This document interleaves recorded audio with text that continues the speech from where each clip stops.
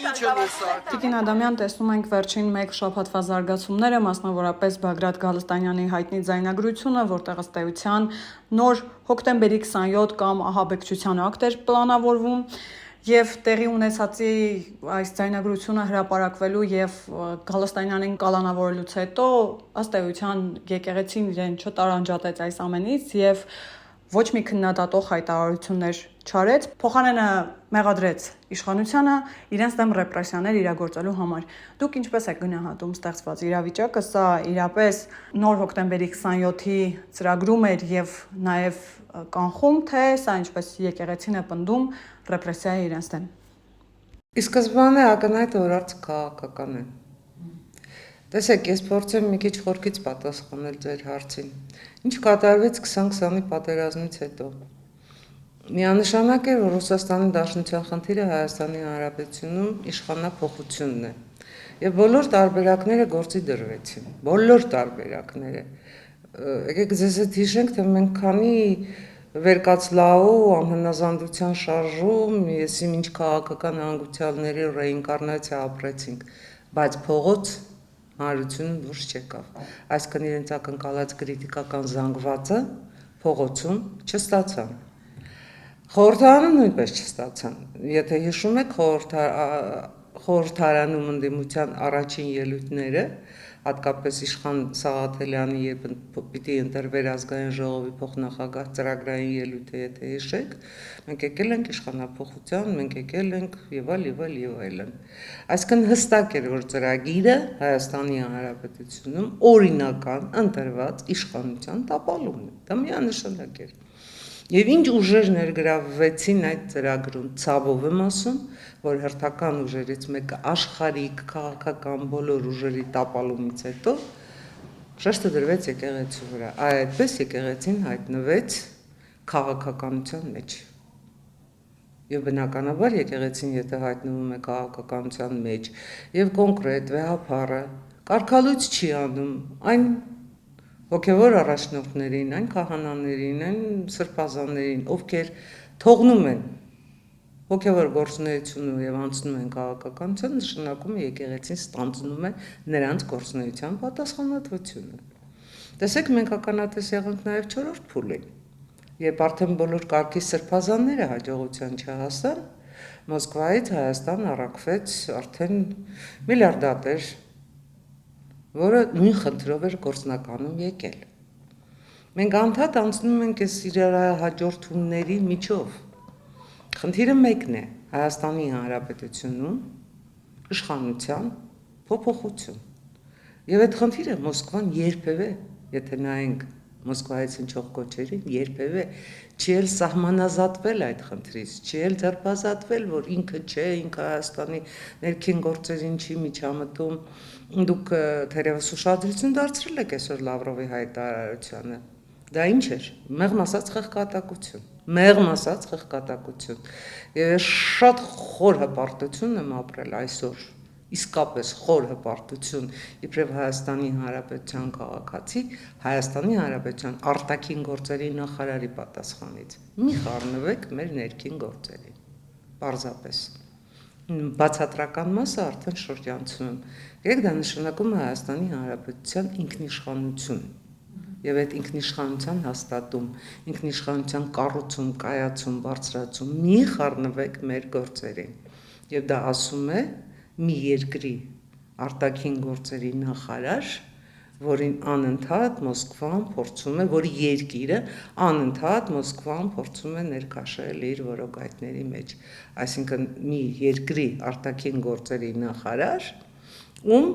որտեղ Մոսկվան փորձում է իշխանազավթում իրականացնել նույն այդ երկրի քաղաքացիների միջոցով։ Ամենացավալին այստեղ այդ փաստն է, որ Մոսկվան կարողանում է այստեղ գտնել որոշակի թվով մարդիկ, որոնք իրենց անվանում են մեծամասնություն, բայց իրենք խաբում են, որտեղ իրենք բացարձակապես մեծամասնություն չեն, շատ ավելի իրենք շշտակի ոչ թե մեծամասնություն չեն, այլև շատ ավելի իրենց շարքերը նոսրանում են։ Գիտեք, այս ընթացքում դուք ասում եք, վերջին մի քանի շաբաթը շատ բացահայտ լուստրացիա տեղի ունեցավ։ որտեղ փողոց դուրս եկան այն մարդիկ, ում իրենց իսկ կողմնակիցները անվանել էին խորը անասուն, անվանել էին էշ, ում պատրաստվում էին ավտոբուսներում պայթեցնել, պատերի տակ գյուլել, իրենք իրենց կողմնակիցներին։ Գիտեք, դա ինձ համար իսկապես ֆենոմեն է։ Ավելին փորձում էին հետո էլ նրանց ընտանիքներին փոխհատուցում կտանք։ Եկեք հասկանանք, իսկ այդ կոչեր անողների հարազատները այդ ավտոբուսներում չէին լինելու։ Արդյոք այդ մի քանի կոպեկ փոխհատուցումից իրենց երջանիկ էին զգալու։ Ոնց կարելի է այդքան մարդկային, ինչ ասեմ, արյուն վերցնել, արյան պատասխանատվություն վերցնել։ Դա նշանակում է, որ այդ հոգևորականները ընդհանրապես Աստծո հետ որևէ կապ չունեն։ Գիտեք, երկրի վրա նրանց ինչ դատաստան կլինի, չի լինի եւ այլն, իսկ Աստծո դատաստանի առաջին չեն ասելու։ Այն մի սպանանիրը ում է վերաբերվում, եթե ոչ առաջին հերթին հոգևորականին։ Եկեք էլ հասկանանք, էլի մենք անդադ քաղաքականացնում ենք, բայց կան նաև հոգևոր մարդկային ոլորտներ, ասպեկտներ, ու այդ առումով ինչ պատասխան ունեն իրենք իրենց կողմնակիցներին, այդ խորը անասուններին։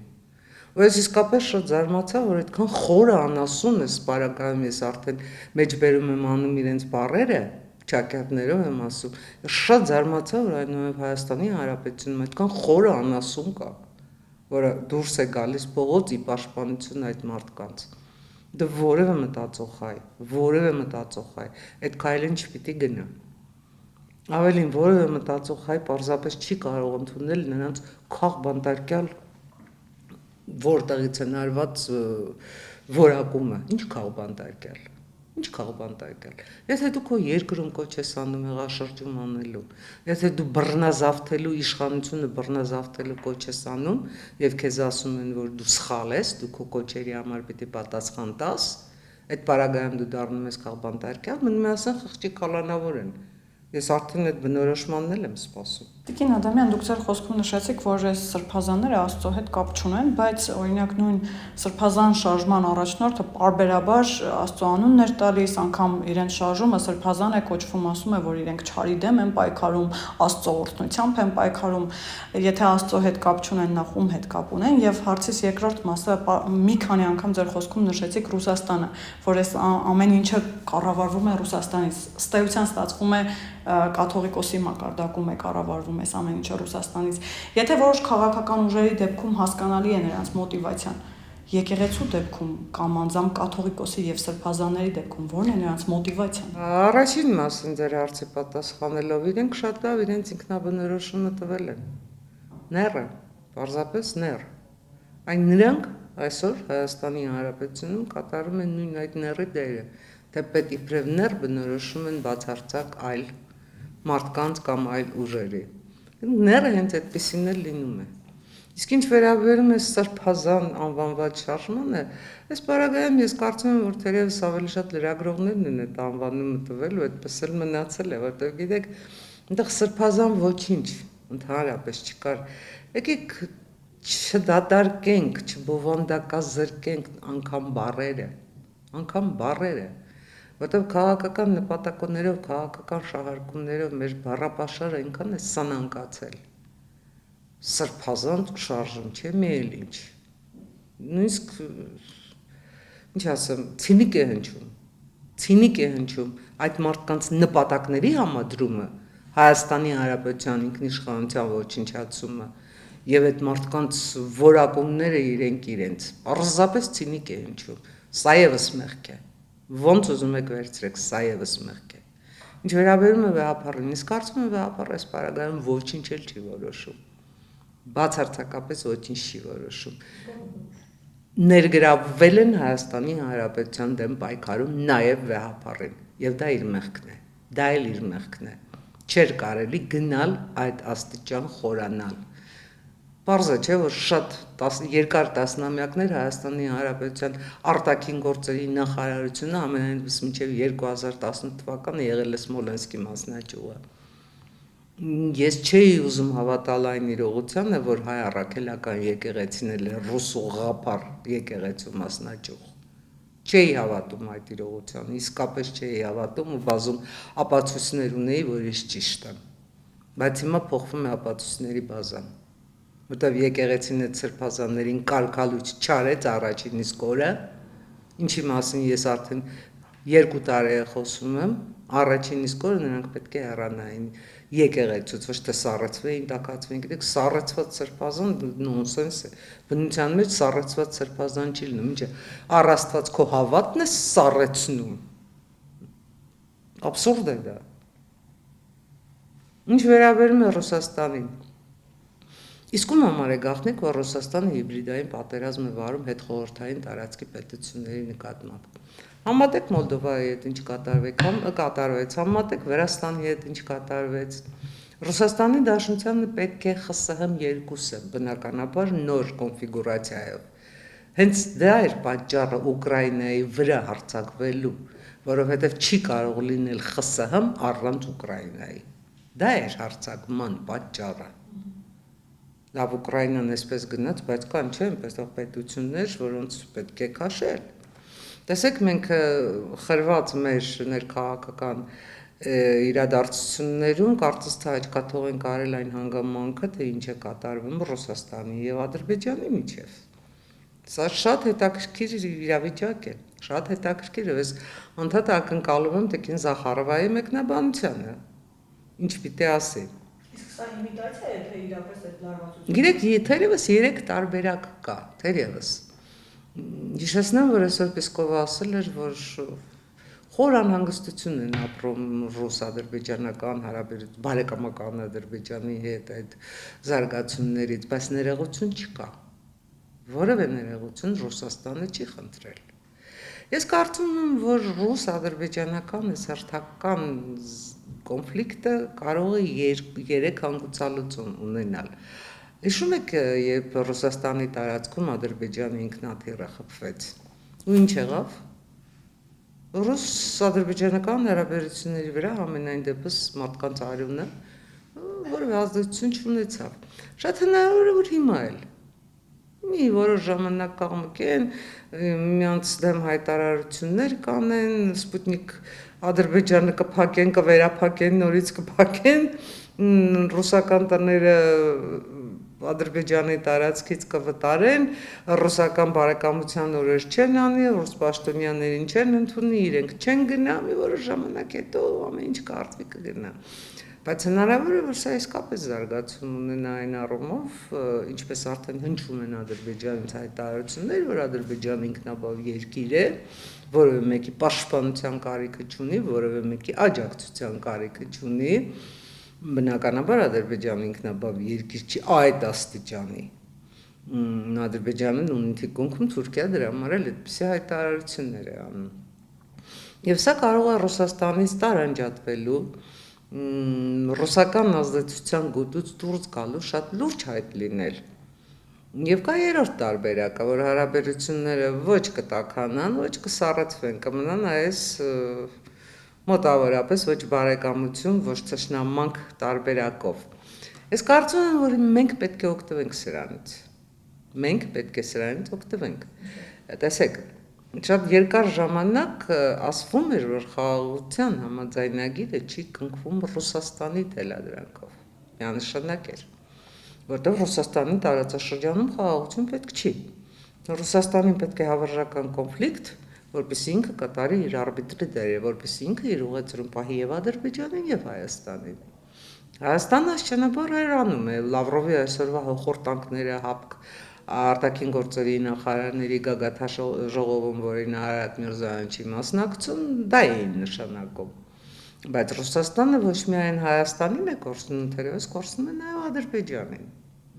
եթե հնարավոր է, որ իսկապես Մոսկվայի ճնշումը Ադրբեջանի վրա թուլանա, եթե Մոսկվայի խանգարող գործոնը վերանա, խաղաղության համաձայնագիրը կնքելու, կես քայլ է մնում, որովհետև Թուրքիան իր համաձայնությունը, իր աջակցությունը քանիցս բարձրաձայնել է, Թուրքիային պետք է, որ այդ խաղաղության համաձայնագիրը կնքվի, Թուրքիային պետք է, որ ինքը ճանապարհային հաբ դառնա, Թուրքիայի համար դա տնտեսական բազում, ինչ ասեմ, դիվիդենդներ է բերում, իսկ եթե վերանում է այս խանգարող գործոնը, մենք ունենում ենք խաղաղության համաձայնագիր կնքելու հարցում որոշակի հաջողություն, Եվ եկեք չմոռանանք նաև փաստը, որ տեսեք մենք անդադ ասում ենք հայկական խաչմերուկ, հրաշալի է, լավ, բայց այդ հայկական խաչմերուկը որպեսզի իրական գետնի վրա մենք ունենանք, որևէ մեկի մտքով չի անցել, որ եթե մենք ուզում ենք երկաթուղային հաղորդակցության վերականգնում, այդ երկաթուղին պետք է հայկական լինի։ Պարզ է, չէ՞։ Իսկ ումն է մեր երկաթուղին։ Ռուսական, որ կոնցենսիոն կառավարման հանձնեց Ռոբերտ Քոչարյանը իր իշխանության վերջին օրերին, բայց պայմանագրի ժամկետը լրանում է, 2028-ին պայմանագրի ժամկետը լրանում է, մենք այստեղ անելիք ունենք, թե չունենք, ուզում ենք հայկական խաչմերուկը իրականություն դառնա,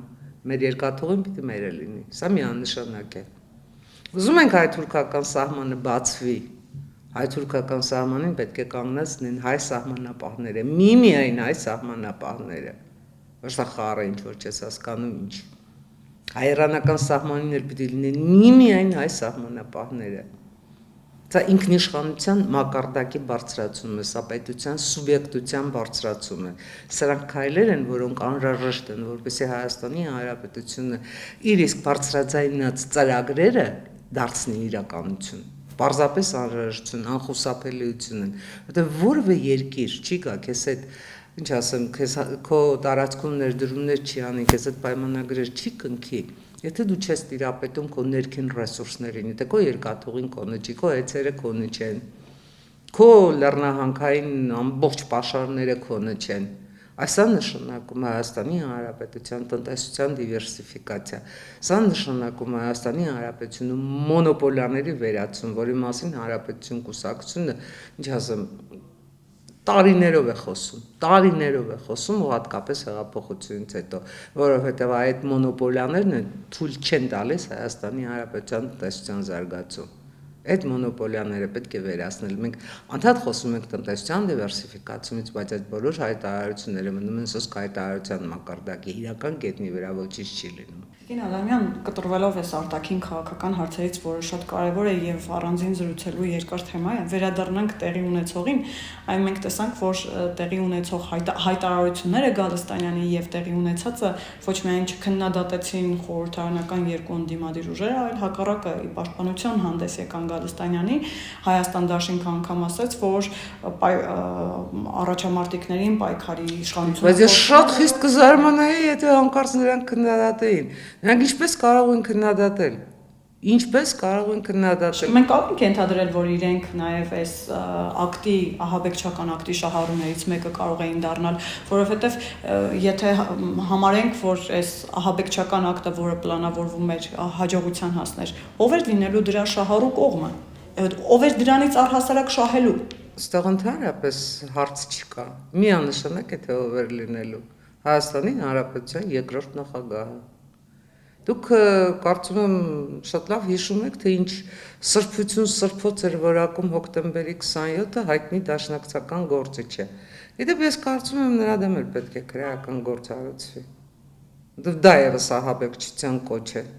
Ինչ է նշանակում։ Փոխարենը այսօր հայեղափոխական դաշնակցությունը դատապարտում է Էմանուել Մակրոնին։ Հասկանում եք, Էմանուել Մակրոնը ժողովրդավարության դեմ է գնացել։ Տեսեք, եւ Լավրովը ձեզ սովորեցնում է ինչ անեք։ Միանշանակ խառնվում է ձեր երկրի ներքին գործերին եւ խոսում է ձեր ժողովրդի անունից։ Ձեր ժողովրդի անունից։ Դուք որևէ ասելիք չունեք Լավրովին։ Դուք ասելիք ունեք Մակրոնին։ Այս է դաշնակցության ողորմելիությունը, պարզապես ողորմելիությունը, սնանկությունը եւ ավելորդությունը Հայաստանի քաղաքական դաշտում։ Որևէ կառուցողական քայլ այդ կուսակցությունից ակնկալել անհնար է, պարզապես անհնար, դատելով իր գործունեությունից, դատելով իր գործունեության փաստերից ու դրսևորումներից։ Դա վերաբերում է նաեւ քաղաքական մյուս ուժերին, խորհրդարանական ընդդիմության։ Ինչ են նրանք արել այս ընթացքում։ Ժողովրդի համար, պետության համար, ինչ են արել։ Ինչքան կարելի է ծառայել իբրև Կրեմլի վկա։ Լավ չեք հասկանում, որ ժողովուրդը ձեր հետևից չի գնում, որ դուք դատապարտված եք, Դուք ուզում եք վերադառնալ իշխանության ինչի համար, ինչ անելու համար, Հայաստանը 20-րդ դաշտ անելու համար, ձեր հարստությունը ձերը պահելու ու բազմապատկելու համար, ինչի համար, կոնկրետ ինչի համար։ Ամեն մեկը 10 տարի եղել է, չէ, իշխանություն, լավ հերիք չի, չէ, իսկապես հերիք չի։ Ինչքան կարելի է խաղալ մարդկանց ճակատագրի հետ, ինչքան եւ ինչի համար, սեփական անձի բանտացման, բոլորը հանդես են գալիս հայրենիք փրկելու ծրագրով։ Շատ զարմանալի է, որ այսօր խորհրդարանական ընդդիմությունը բարձրաձայնում է, որ ինքը մտահոգված է երկրի ճակատագրով, բայց ախր երկրի ճակատագրի գլխավոր սպառնալիքը դուք եք, պարզապես դուք եք։ Դադարեցրեք ձեր հակապետական գործունեությունը, դադարեցրեք հակաժողովրդական ձեր գործունեությունը եւ այդ սպառնալիքները էական չափով կնվազեն, ամենայն դեպս ներքին սպառնալիքները կնվազեն, այն ներքին սպառնալիքները, որոնց վրա արտաքին սպառնալիքները ավելի են ուժեղանում։ Սա է ամբողջ puzzle-ը։ Հանրապետություն կուսակցությունը այո առաջին իսկ օրը հայտարարություն է արել, համեմատել է ձայնագրության բացահայտված փաստերը հոկտեմբերի 27-ի ու մարտի 1-ի հետ եւ մենք պնդում ենք այդ համեմատությունը։ Պարզապես այստեղ կա մի տարբերություն, այն ժամանակ եթե ազգային անվտանգության ծառայությունը աշխատեր, եթե ազգային անվտանգության ծառայությունը կրկնում եմ, ի պաշտոնե իր գործը աներ, հոկտեմբերի 27 չէր լինի, որովհետև ոչ Նայիրի Հունանյանը, ոչ որևէ մեկը առանձնապես չէին որևէ մեկից թաքցնում, թե իրենց մտադրությունները, թե իրենց հանդիպումները, թե իրենց, այսպես ասած, ոյաժները հարևան երկրներ, ազգային անվտանգության ծառայության բաց թողումներ։ Այո, կազմակերպված էր դրսից, կատարվեց ներսում։ Միանշանակ կազմակերպիչները Հայաստանի Հանրապետությունից դուրս էին։ Իսկ թե ովքեր էին այդ կազմակերպիչները հոկտեմբերի 27-ից հետո Հայաստանի արտաքին քաղաքական ներքաղաքական հետագիծը լրիվ ցույց տվեց, թե ովքեր են։ Միանշանակ նրանք Ռուսաստանում էին, ես առաջին անգամ չեմ դա ասում, դա միշտ եմ ասել եւ պնդում եմ։ Դա միայն Ռուսաստանին էր ձեռնտու, որ Հայաստանի Հանրապետությունը չլինի այլևս տարածաշրջանի ամենաժողովրդավարական երկիրը, ունենա ամենամարտունակ բանակը, որ հայ-թուրքական հարաբերությունները կարգավորվեն, որ Արցախի հարցը լուծվի։ Սա էր գլխավորը։ Եվ Մեղրիի տարբերակը բնականաբար։ Մեղրիի տարբերակը, որ միանշանակ ձեռնտու էր Ռուսաստանին։ Ռոբերտ Քոչարյանը այս ամեն ինչի դեմ, ինչ ձեռնարկեց, Ռոբերտ Քոչարյանը պաշտպանեց Հայաստանի Հանրապետության ինքնիշխանությունը, թե Ռոբերտ Քոչարյանը վաճառքի անեց երկիրը միայն նրա համար, որ իր երբեք ընտրված չլինելով, երբեք ոչ Արցախում, ոչ Հայաստանում ընտրված չլինելով կարողանա պաշտոնավարել։ Եվ իր պաշտոնավարման ընթացքում ոչ միայն, տեսեք, մենք անդադ ասում ենք Ռոբերտ Քոչարյանն էս տվեց, Ռուսաստանին են տվեց, պիտի վերադարձնի, բայց մենք շատ քիչ ենք խոսում, թե Ռոբերտ Քոչարյանը ոնց այլասերեց քաղաքական դաշտը, ինչպես քաղաքական կուսակցություններին կամ մարգինալացրեց կամ դրեց սեփական գրպանը, ինչպես խաղաց մարդկանց ճակատագրերի հետ։ Մենք չենք ասում, ինչպես Ռոբերտ Քոչարյանը ստեղծեց բիզնես կուսակցություն ԲՀԿ-ն, որպեսզի ԲՀԿ-ով մնա էլի հերթական 10 տարին իշխանության, բայց չկարողացավ, պարտվեց ԲՀԿ-ն, պարտվեց ՀՀԿ-ին եւ Ռոբերտ Քոչարյանի իշխանության վերադառնալու շանսերը զրոյացան այդ պահին։ Չենք խոսում Ռոբերտ Քոչարյան-Սերժ Սարգսյան հարաբերությունների հիմնական հակասությունների մասին։ Դուք այս ամեն ինչ այնքան, ինչ ասեմ, տրիվիալ պատմություններ են, ես չեմ սիրում անցյալ խցկվել, որտեղ այդ անցյալից մենք կենսական էներգիա չենք կարող կամել, մեր կենսական էներգիան պետք է լինի մեր այսօրվա իրադարձությունների մեջ եւ այն իրադարձությունների մեջ, որ մենք պիտի ծրագրենք, ոչ թե գնանք հետևից ու ամեն, ասենք, հարվածին փորձենք հակահարված տալ, դա մեր արտաքին քաղաքականության սխալն է։ Մենք չպիտի սպասենք, թե մեզ ինչ են ասում, մենք պիտի սկսենք աշխարհին ինչ որ բան ասել, պնդել, այն ինչ որ բխում է մեր շահերից։ Մենք պիտի ծրագրենք մեր քաղաքականությունը, մենք պիտի ծրագրենք մեր քայլերը, մեր տնտեսության զարգացումը, մեր արտաքին քաղաքականությունը, մեր ներքին զարգացումները։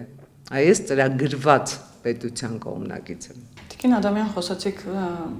երկու նախագահներից, երկրորդ եւ երրորդ, նախ կուզենամ այստեղ մեջ բերել, որ երկու ուժերն էլ խորհրդարանական ընդդիմությունը առաջադրում էր Աջապահյանին իբրև տեխնացու, Աջապահյանը իհարկե հրաժարվեց։ Իսկ դա իրենք իսկապես կարծում են, որ Աջապահյանը վարչապետի տեխնացու է կամ կարող է ինչ-որ ժողովրդական սեր ու վայելում, այսպես ասած, ունենալ։ Ես կարծում եմ ավելի մեծ վատություն Աջապահյանին այդ պահին, երբ նրան ձերբակալում էին, հնարավոր չէր նույնիսկ հնարել։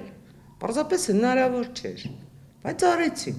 Ինչի համար արեցին։ Եվ ով արեց։ Գիտեք, ես տպավորությունն եմ, որ քաղաքական դաշտում դեռ վխտում են մարդիկ, որոնք եթե հանկարծ այս պահին ինչ-որ հրաբուխ ժայթքի, ասենք Լոռվի մարզում, գալու են ասեն, այ ինձ ընտրեք վարչապետ, ես կկանխեմ այդ հրաբուխ այլևս չի ժայթքի։ Լավ, ինչքան կարելի է այդ խեղկատակությունը շարունակել։ Ինչքան կարելի է։ Եվ ինչի համար։ Գիտեք, թեպետ ոմանք հայ ժողովրդին անվանում են խորը անասունեշ ու եւ այլ ընդյուրլելու ապրանք, բայց խորքում ու հիմքում է ջոտ շատ իմաստուն է, շատ համբերատար է, շատ լավ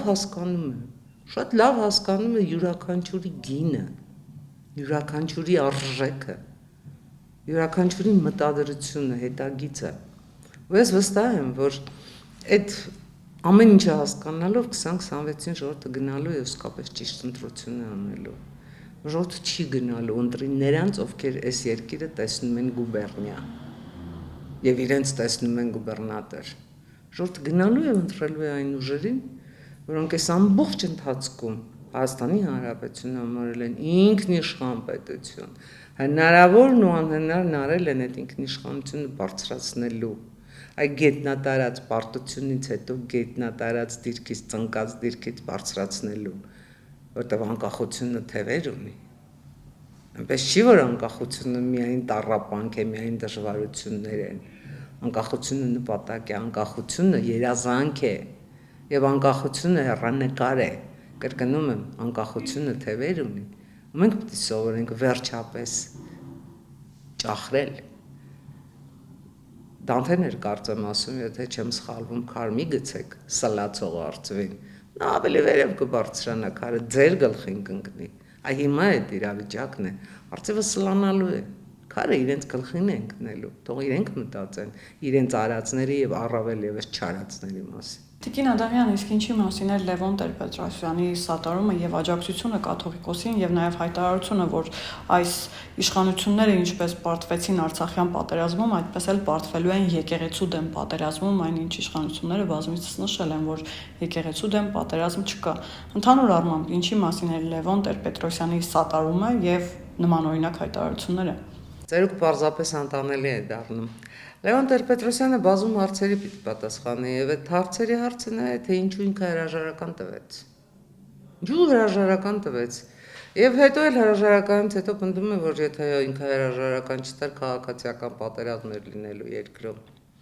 Ես կարծում եմ, որ Լևոն Տեր-Պետրոսյանը հիմա միայն մի խնդիր ունի՝ արդարանալ։ Արդարանալ իր արածների ու իր չարածների համար։ Արդարանալ այն փաստի համար, որ իր նախագահության օրոք արժեզրկվեց հաղթանակը, եռաբլուրի գնով ձեռք բերված հաղթանակը, այդ հերոսական հաղթանակը արժեզրկվեց, մենք չհասկացանք, որ մենք հաղթել ենք եւ մենք պիտի թելադրենք, ոչ թե մենք պիտի գնանք ու Ադրբեջանի հետ ինչ-որ չգիտեմ ինչ հրադադար կնքենք ու այդ հրադադարից երջանկանանք, այն պահին, երբ մենք պիտի կապիտուլյացիայի ակտ կնքեինք։ Ինչու այդպես արեց, որտեղ Ռուսաստանից նրան թելադրեցին կապիտուլյացիայի ակտ, որտեղ Ռուսաստանին բացարձակապես ձեռնտու չէր Հայաստանի այդ հաղթանակը։ Պատերազմը կավարտվեր, ինչի մասին էր խոսքը։ Ոչ, ստատուս քվո էր պետք, ստատուս քվո, որպեսզի Ադրբեջանը կարողանա ոտքի կանգնել եւ մեր գլխին բերի այն, ինչ որ բերեց 2020-ին։ Այդ 2020-ի մեղավորներից մեկը Ռոբերտ Քոչարյանը ավելի շատ, Սերժ Սարգսյանը ավելի շատ, բայց առաջին մեղավորը հենց Ռոբերտ Քոչարյանն է, Լևոն Տեր-Պետրոսյանն է, առաջին մեղավորը կրկնում եմ Լևոն Տեր-Պետրոսյանն է, հաղթանակի արժեզրկման համար, քաղաքական իր սխալների համար, իր լրջանալու պահի համար, չգիտես ինչու, բոլորը պիտի լրջանային ինչի համար։ Լևոն Տեր-Պետրոսյանը հիմա ես խառը զգացումներ ունեմ Լևոն Տեր-Պետրոսյանի նկատմամբ, որովհետև ես կարծում եմ ոչ միայն որևէ մեկի մտքից սրտից դուրս չի գա Ազատության հրապարակեն սարսուռը, երբ հնչում էր շեփորը։ Լևոն Տեր-Պետրոսյանը այնուամենայնիվ Հայաստանի Հանրապետության հիմնադիր նախագահն է, բայց շատ ցավում եմ, որ այդ հիմնադիր նախագահը չհասկացավ ինչ է հիմնադրել,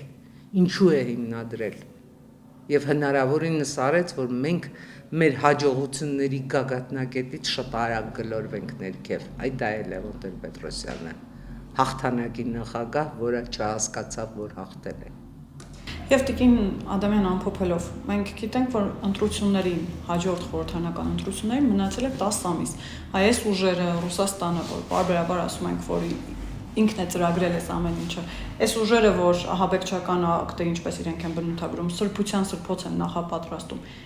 ինչի համար, ինչու չեն կարողանում այդ 10 ամիսը սպասել եւ ընտրությունների միջոցով ինչ-որ բանի հասնել։ Ինչու իրենց մոտ հիմա այդ մոտիվը եւ այս իրարանցումը ավելի մեծ թափ է ստացել։ Հրաշալի հարց եք տալիս։ Հրաշալի հարց, որոնի շատ հրաշալի պատասխան։ Երբևէ ընտրություններով կարող են դառնալ իշխանություն։ Իհարկե ոչ, իրենք էլ են դա ասում։ Ցույց երբևէ Սերժ Սարգսյանը, Ռոբերտ Քոչարյանը ընտրություններով Հայաստանի Հանրապետությունում ժողովրդավարական ընտրություններով, ազատ ընտրություններով, այն ընտրություններով, որ 2018-ից առ այսօր Հայաստանի Հանրապետությունում տեղի են ունենում, կարող են գալ իշխանության, բացարձակապես անհնար է։ Գիտեք, դա նաև Մոսկվայի ծրագիրն է, դա Մոսկվայի ծրագիրն է,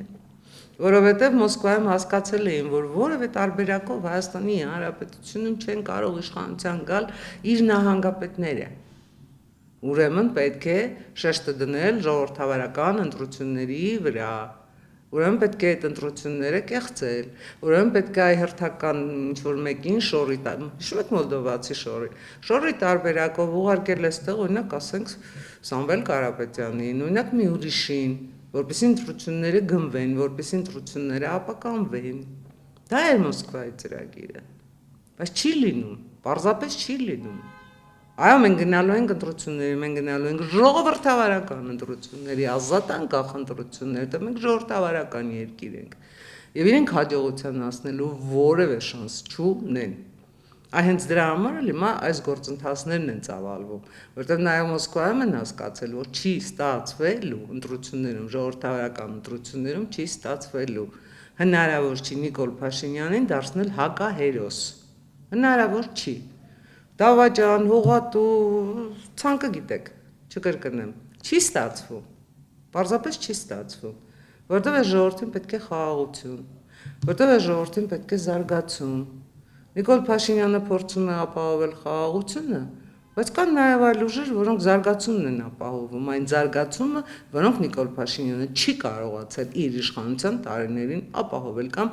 չի կարողացել կամ չի ցանկացել, ես ավելի շատ ապավինում եմ չի կարողացելին, իսկ մենք կարող ենք, իսկ մենք այդ ծրագրերը ունենք, մենք ամենայն դեպս կարող ենք երկիրը քայլ առաջ տանել, ես կարծում եմ 2026-ին գլխավորը լինելու է ոչ թե այդ սև-սպիտակը, տեսեք այս իրադարձությունները քաղաքական դաշտի վերադասավորում են բերում միանշանակ, որովհետև եթե առաջ կար սև-սպիտակ, հիմա սևերը ինքնալիկվիդացվում են, Հիմա սևերը ինքնալիկվիդացվում են եւ այս մնացած շրջանում քաղաքական դաշտի յուրեղացում է տեղի ունենում, շատ հետաքրքիր զարգացումներ են սպասվում։ Ես կարծում եմ, որ հաջողություն լինելու է հայ ժողովրդի հետ, հաջողություն լինելու է մեր բոլորի հետ եւ Աստծո աջակցությամբ։